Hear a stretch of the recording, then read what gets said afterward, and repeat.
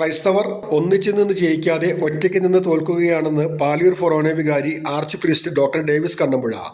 പാലിയൂർ ഫൊറോന കുടുംബ കൂട്ടായ്മ കേന്ദ്ര സമിതിയുടെ ആഭിമുഖ്യത്തിൽ കുടുംബ കൂട്ടായ്മ ഭാരവാഹികൾക്കായി ബ്രഹ്മകുളത്ത് നടന്ന ഫൊറോന കൺവെൻഷൻ സമുദായ ജ്വാല ഉദ്ഘാടനം ചെയ്ത് സംസാരിക്കുകയായിരുന്നു അദ്ദേഹം. ആ 16 ഇടവക സമൂഹങ്ങളിലെ വലിയ ഒരു ശക്തിയാണ് ഇവിടെ. താഴെയുള്ള ഹോളിലും അവരുണ്ട്. നമ്മളെല്ലാവരും ഒത്തുപിടിച്ചാൽ മല ഇങ്ങോട്ട് വരുമെന്നുള്ളതിന് യാതൊരു സംശയമില്ല. പക്ഷെ നമ്മൾ ഒത്തുപിടിക്കണം.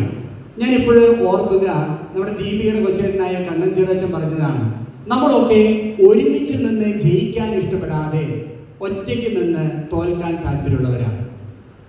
വാക്ക് നമ്മൾ ശ്രദ്ധിച്ച് കേൾക്കണം. ഒരുമിച്ച് നിന്ന് ജയിക്കുവാൻ താല്പര്യമില്ലാതെ ഒറ്റയ്ക്ക് നിന്ന് തോൽക്കുവാനായിട്ട് നമ്മളെ തന്നെ വിട്ടുകൊടുക്കുക. ഈ തദ്ദേശ സ്വയംഭരണ സ്ഥാപനങ്ങളിലുള്ള ഇലക്ഷൻ ഉണ്ടായി.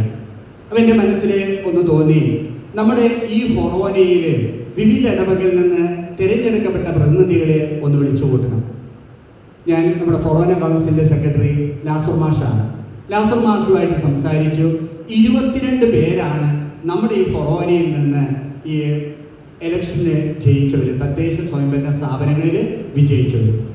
പാലിയൂർ ഫൊറോനയിലെ 14 ഇടവകളിൽ നിന്നും 650 കുടുംബ കൂട്ടായ്മ ഭാരവാഹികൾ പങ്കെടുത്തു. ഫൊറോന കുടുംബ കൂട്ടായ്മ പ്രൊമോട്ടർ ഫാദർ ഗ്ലോഡ്രിൻ വട്ടക്കുഴി അധ്യക്ഷത വഹിച്ചു.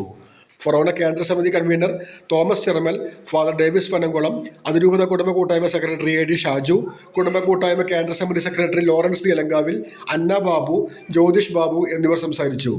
അതിരൂപത കുടുംബ കൂട്ടായ്മ assistant director father Aneesh Koothoor സംഭാവന കൂപ്പൺ വിതരണം ഉദ്ഘാടനം ചെയ്തു. സാമുദായിക ശാക്തീകരണം, കുടുംബ കൂട്ടായ്മ ശാക്തീകരണം എന്നീ വിഷയങ്ങളെക്കുറിച്ച് ഫാദർ ലിജോ ചിറ്റിലപ്പള്ളി, റോണി അഗസ്റ്റിൻ എന്നിവർ ക്ലാസ് എടുത്തു.